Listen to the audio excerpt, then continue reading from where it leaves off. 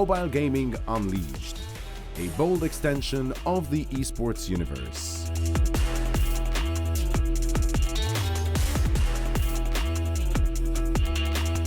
Our awesome panel on stage. We are welcoming back Oliver de Bono, the CEO of Quantum Gaming, our amazing moderator, Trupti, who is the lead marketing and user engagement strategy at Geo Games, Todor, who is the CEO of TokaCity that I mentioned earlier, and Ilya, the CEO and senior partner at 4H Agency. So everyone, please enjoy. Fantastic, Lily. Thank you very much. It's great to be here. And actually, I really like this subject, quite a change from the previous. Here to talk about mobile gaming. One interesting thing, and I know we spoke about this earlier, Todor, that it is dominant in the MENA and Asia regions. It's always been very strong in the Far East. I think mobile gaming still has a ways to go when it comes to the West. It might be, I don't know whether it's devices, I don't know whether it's culture, but this is something I want to touch on. When you build a gaming product today, and I'm talking about iGaming product, you always go mobile first, but the games and applications, they're not as dominant in the West as they are in the East. And I just want to start with you because we spoke about that earlier. Why is that? Is it devices? Is it cultural? What is it that makes mobile so dominant in the East? So devices are definitely a limitation because you can't have let's say the graphics or the gaming engines that are used in the traditional gaming space. Like I'm talking about, let's say Unreal, where most of like the Call of Duties, Fortnites, and those kinds of games are built. So in order to get people interested, like you need to provide the level of entertainment that they're accustomed to on their PlayStation or their computer or whatever it is. Now I'm talking about traditional video gaming here, and I'm going to move to the iGaming in a bit. So I think that we have started working in the right direction in providing a solution for this, and it's called pixel streaming. I don't know how many people. That was mentioned in the previous panel, and that's something really interesting. That's where we were going to go with this. That's very interesting because we've been working on building our own pixel streaming platform for about, I would say 20 months now, and we're very close to launching it. But what it allows you to do is to actually run Unreal graphics, which are run on the cloud, and you can actually experience everything on any device. You could experience it on any device that has a screen and internet connection, basically. The rendering power is in the cloud. So that way, you can provide the levels of entertainment and immersiveness that people are accustomed to through their other devices. 100%, and that is really interesting because this is one of the big subjects, and I remember last Dubai, we actually had a client who was building a metaverse. And I remember that we were looking to demo it, and they said, look, at the moment, we can't take more than 100 players on it because the thing will just explode. Now, look at where we've come today. The power of streaming is going to open up a huge demographic of customers. Like, talk about gaming, video gaming. I mean, doesn't it eventually obsolete the need for a good PC or a PlayStation? You can actually get those graphics on your mobile. I think the biggest issue today is the latency between the provider and your device, because connection does make a massive difference. And I think that's kind of where mobile gaming has been kept inside its limitations box. I think this is a really cool subject, and eventually, once we crack that code with pixel streaming, things are going to change. You don't need the expensive device anymore. And just like Web3 opened up a whole new demographic, so will pixel streaming, because anyone on a phone anywhere in the world can get high console graphics. Ilya, your take, where are we going? How about the customers? Where are the new markets? What is this going to open up for us when mobile gaming goes, higher tech? Yeah, well, hello everyone. Good morning, of course. Honestly speaking, I think that the whole topic that we're discussing right now is one of the most exciting topics that we actually could discuss, because today, from my perspective, mobile creates a huge untapped potential in terms of what's possible and which new demographics you can reach. And echoing your technology point, I think that this is very important, but also from my perspective, I think it is also important to understand that mobile gaming and generally this mobile space creates a possibility to touch upon childhood memories for some people, And one of the most exciting things for me that happened to me this year, you know, like how you're moving through the industry and you get these beats that are interesting for you, then you're sharing them with everyone. And this is something that happened with me as well, is that our partners in India, they launched a first, like in history, mobile game for cricket. It's called Real Cricket 24. They launched last autumn, and today they have over 250 million downloads in India. And each and every Indian guy that I know, and I know a lot of them, they are playing this. They're playing this constantly, and this is an example how you can bring something that, well, it sounds obvious, right? Like you do cricket on mobile and everybody will play, but nobody does this. Nobody did this in the past, and they've done this, and the results are huge. So I think that this is a very, very good example of how we can move forward with mobile and looking at this. This is really interesting because I think now, Trupti, we're probably coming into your area, player acquisition and engagement. So we actually built an app recently that uses that model. So we ran it on our platform, and it's a very flashy front end we use for player acquisition. But the biggest issue we've seen today is the limitations in the mobile space. What do you see happening? What's changing? You know, games like what Ilya mentioned, I think, are definitely the acquisition future of mobile into the traditional space. So, hi everyone, this is Trupti here. And I am from Reliance Jio, which is one of the telecom companies. What we have observed is, first is the infrastructure, and that is which is enabling mobile gaming so easy. It's becoming more portable because it's easier to play on the phone, and right now, at least in India and the Asian markets that I've noticed, it is dominated by casual gamers. And the evolution has always been there, from casual gamers to mid-core gamers, and then you go to the hardcore gamers. So like we have observed in different markets like UK and US. And what we have noticed is, yes, with the 5G launch and the cloud computing infrastructure which has been enabled in the country, we have seen the users being much more, it's easier for them to play on the phone, and you know, that's the reason most of the developers are also being a mobile-first development, and they're porting most of their games from PC console to a mobile right now. This is what we noticed. Well, that's exactly it. And that's something, you know, we love to touch on, because I think the question is still quite, let's say, fresh in people's mind. Is mobile gaming an acquisition tool, or is it going to go out on its own? In Asia, I believe it's its own industry. In the West, it's primarily an acquisition tool. Now, going back to you, Todor, I just want to touch on this because ultimately the interesting part about the metaverse is we're entering a different space. So from pretty much any device, you know, the rendering power is on the metaverse side. We are trying to distribute that. What is the future of the metaverse? Do we see, you know, very clean, seamless play from mobile players into the metaverse today? Is it happening? So to me, what the metaverse brings to the table of iGaming, let's say, is the social element. Because right now it's a very lonely thing to go and play slots on your mobile or whatever. It's just you against the house and that's it.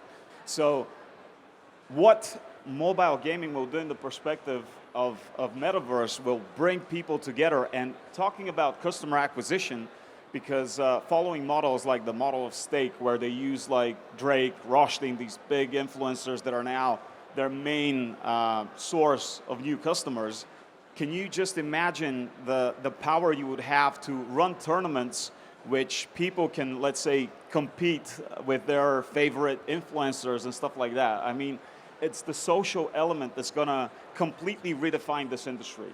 Like sitting on a poker table or a blackjack table and playing with your friends, inviting them to come in, sitting there talking, having voice chat enabled, and actually having a much more land-based entertainment feeling like you're in a casino in Vegas rather than just on your phone playing a single-player game. So, see, that's really interesting because I think it really comes down to a design element.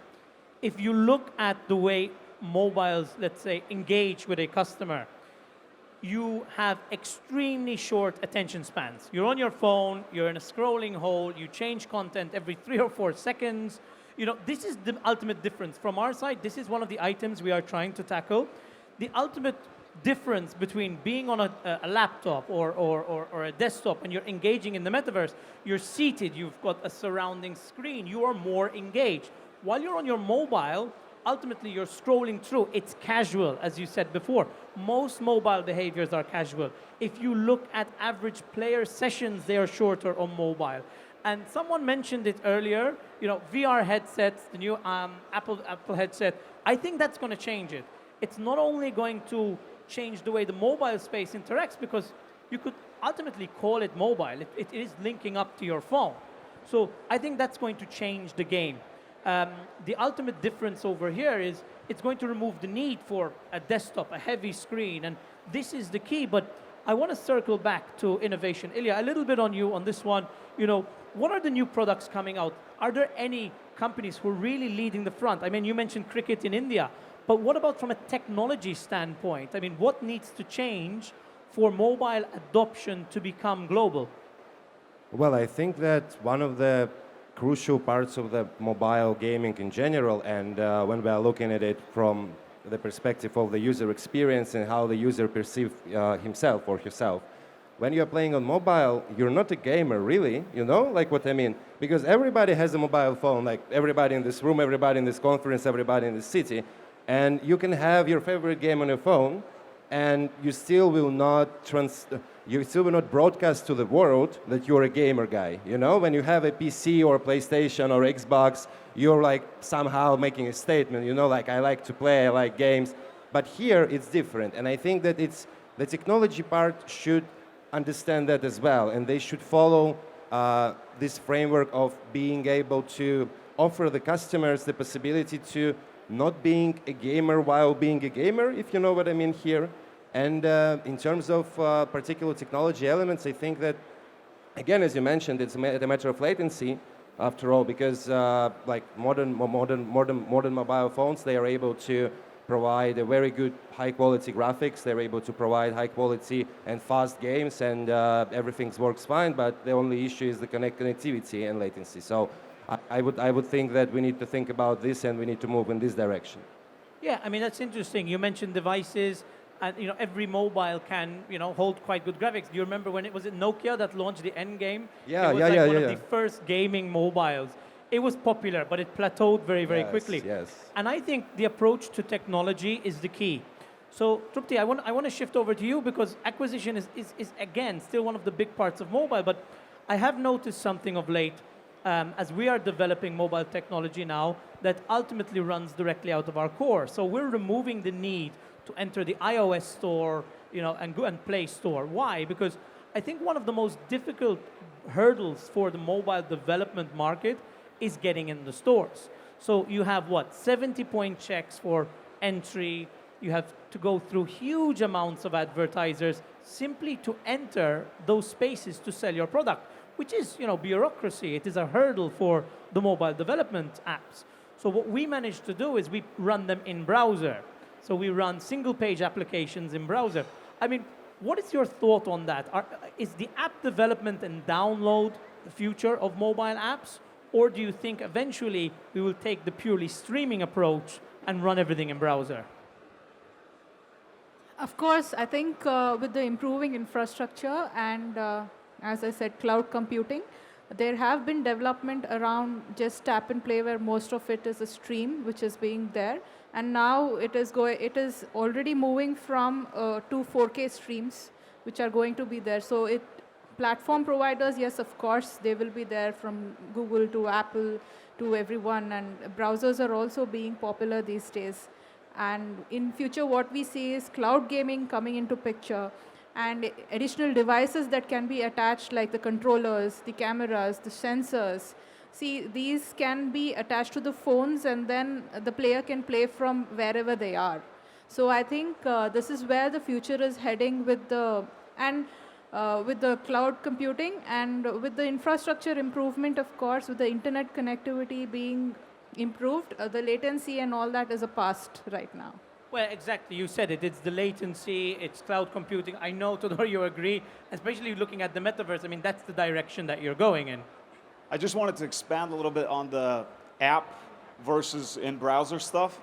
I think that if we're looking, I mean, we're at SiGMA after all, if we're looking into iGaming and you're not looking to do just a social casino, you know that you're not going to get on the Apple Store and all that. So that there's that limitation, you know, so you really need to think of how to sort of overcome that.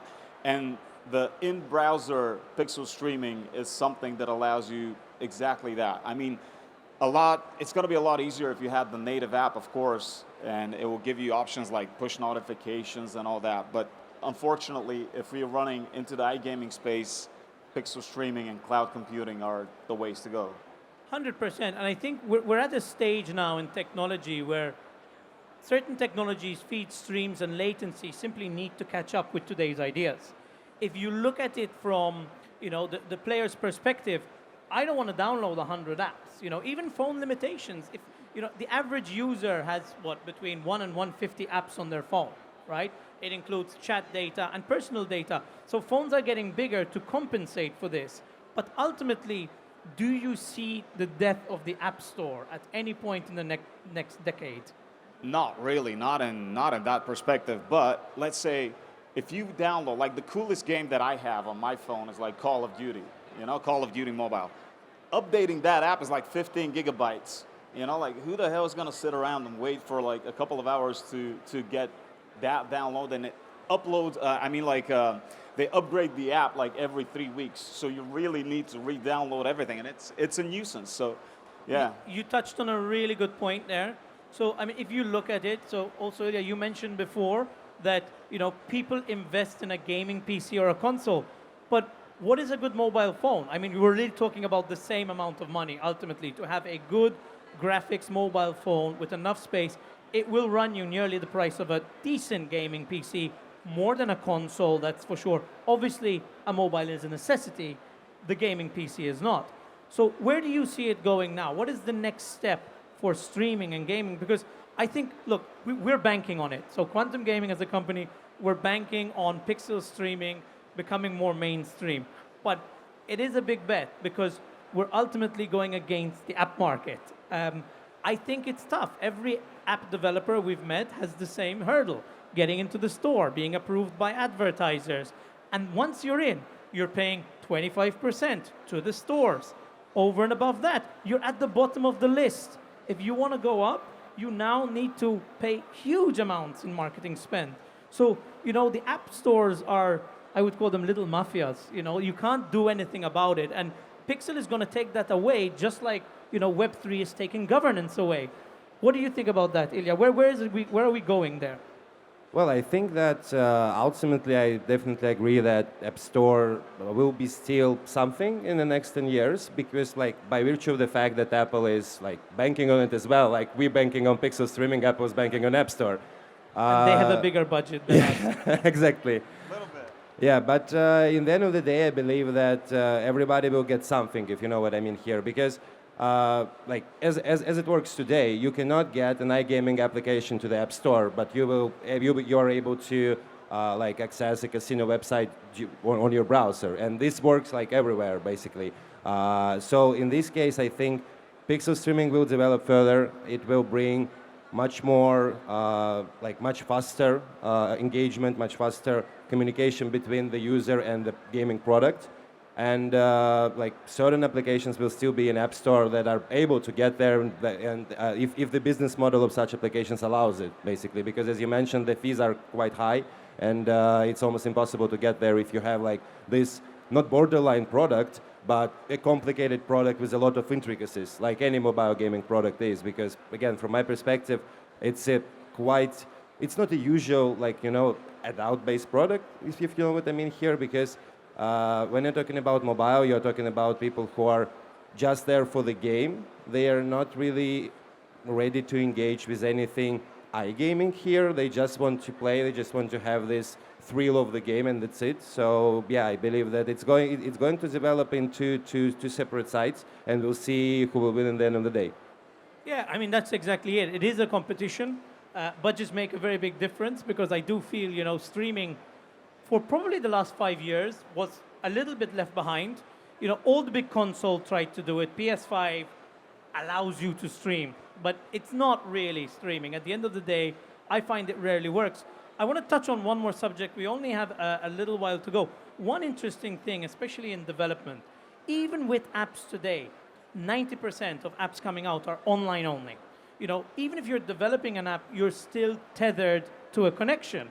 You know, the irony there is you're downloading an app, it's taking half of your phone space, and then you're still tethered to a connection. So the gaming element isn't really there. You have the more traditional games. But what is your take on that, Todor? Obviously, metaverse, you're the opposite. You're completely on the other end. You know, you're full streaming, you're online only. Do you see that the world of gaming will be purely connected to the internet 24/7? I do, because of the of the themes of the games these days. You know, everybody's chasing the social element. Nobody's doing single player. You know, I mean, if you play like God of War, for instance, you know, it's you playing the whole game and that's it. But just to come back to the pixel streaming part, like the infrastructure is already there. I can tell you that, and we're getting closer and closer. Microsoft and Amazon are both heavily investing into that. Whenever we started, the pixel streaming per user per hour from Microsoft was like $2. Right now, it's 70 cents. This is only 18 months down the line. So this will allow startups and companies like us to actually build on this technology and offer, you know, a cloud-based solution for Unreal graphics and get more and more gamers into that mobile gaming space through that. That's very interesting. I know time's up. Closing words. I just want to say thank you to the panelists. I want to say thank you to SiGMA. I definitely see mobile and streaming, you know, being a great unity. We can definitely discuss this more. I hope you enjoy the rest of the show. Thank you very much. Thank you, the panelists. Big Thank round you. of applause, Thank you, everyone. everyone. Thank you. Have a great exhibition.